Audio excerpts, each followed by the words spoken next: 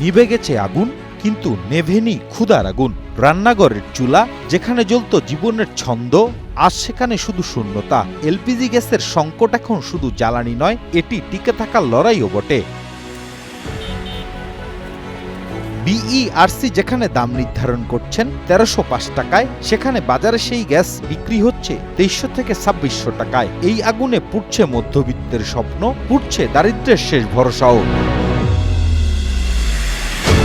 ২০২৪ সালে দেশে এলপিজি এসেছে ১৬ লাখ টন। ২০২৫ সালে সেটি কমে দাঁড়ায় ১৪,৬৫,০০০ টনে। অথচ শিল্পে ব্যবহার বেড়ে দাঁড়িয়েছে ৩০%। বাড়ছে চাহিদা, কমছে আমদানি। অনেক কষ্ট। আগে তো আমরা ১৬০০ টাকা দিয়ে সিলিন্ডারে বোতল পাইছি, এখন এটাই কিনতেছি ২,২৩০। এখন আমরা ১৬০০, ১৭০০, ১৮০০ টাকাতে কিনতে হয়। যে ৩-৪০০ টাকা বেশি, এটা আমাদের গাড়ির থেকে যায়, আমাদের লাভের অংশ চলে যায়। আমরা তো ফুটপাতে দোকানদারি করি, আমাদের তো স্থানীয় কোনো দোকান নেই। আমাদের এই গাড়ির থেকে গেলে আমার লাভের অংশটা কমে গেলে আমরা চলবো কিভাবে? কমা বাড়ার এই দোটানায় জন্ম নিয়েছে সংকট। সরাসরি সরকারি মজুত ছাড়া এ সংকট মোকাবেলা দুরূহ বলছেন বিশেষজ্ঞরা। দেখা যাচ্ছে যে এটা এই অ্যামাউন্ট শেষ হয়ে গেছে যে তারা ২,০০০ টাকা ২,৩০০ টাকা দিয়েও পাচ্ছে না। এখন একটা ক্রাইসিস, মানে সাপ্লাই নাই বলতে গেলে, ওর যাদের কাছে আছে তারা লুকিয়ে ফেলেছে, কারণ তারা বেশি লাভ করতে হবে। যে আমাদের একটা প্রস্তুতি থাকা দরকার ছিল যে এই বছরে গত বছরের থেকে বেশি হবে, সেই প্রস্তুতিটা ছিল না।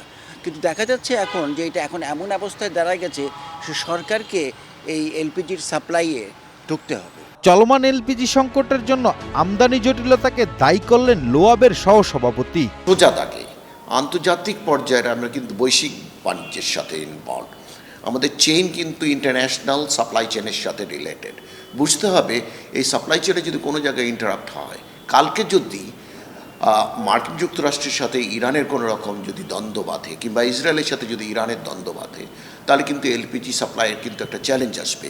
যাতে আগামী রোজা আছে, এলসিগুলো যাতে কন্টিনিউশনস থাকে, বাংলাদেশ ব্যাংককে এগিয়ে আসতে হবে যে যারা এখন বন্ধ হয়ে আছে, এলসি করতে পারছে না, তাদেরকেও এলসি করার সুযোগ করে দিতে হবে। সংশ্লিষ্ট দপ্তরে নেই কাগুজের সংকট, কিন্তু চুলার সামনে দাঁড়ানো মানুষের আছে সিলিন্ডার গ্যাসের ন্যায্য মূল্যের সংকট। আর এই সংকটের আগুন থেকে অচিরেই মিলবে মুক্তি, এমনটাই প্রত্যাশা সাধারণ মানুষের। খান শান্ত, গ্রিন নিউজ, ঢাকা।